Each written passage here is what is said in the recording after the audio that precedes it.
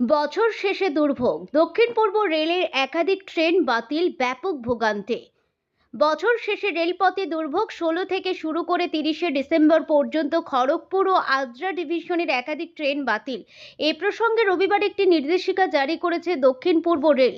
নির্দেশিকায় বলা হয়েছে, সংস্কার কাজের জন্য আগামী কয়েকদিন খড়গপুর ও আদ্রা ডিভিশনে একাধিক ট্রেন বাতিল থাকবে।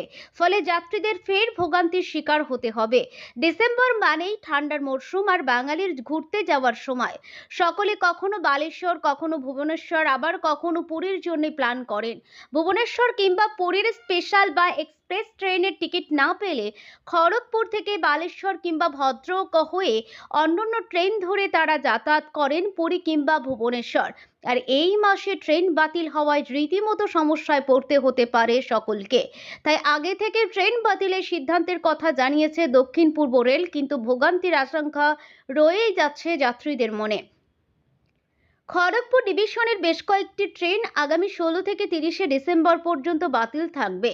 তালিকায় রয়েছে 68407, 68408, বালেশ্বর ভুবনেশ্বর, বালেশ্বর মেমো এক্সপ্রেস 16 থেকে 18ই ডিসেম্বর, বালেশ্বর ভদ্রক, বালেশ্বর মেমো 21 থেকে 30শে December, Kharagpur Jajpur Keonjhar road Kharagpur express 24শে ডিসেম্বর, খড়গপুর ভদ্রক খড়গপুর মেনু 21 থেকে 30শে ডিসেম্বর, ভদ্রকের পরিবর্তে বালেশ্বর পর্যন্ত চলবে। আদ্রা ডিভিশনেও বাতিল থাকবে বেশ কিছু ট্রেন। তালিকায় রয়েছে আদ্রা আসানসোল আদ্রা মেমু প্যাসেঞ্জার 16ই December, Adra Barabhum Adra MEMU passenger 21শে December, Adra Bhaga Adra MEMU passenger 16-20 December. নিত্যযাত্রীদের অভিযোগ, রেলের পক্ষ থেকে আগে থেকে জানানো হলেও শীতের মরশুমে এই ধরনের সিদ্ধান্ত যাত্রীদের জন্য সমস্যার কারণ।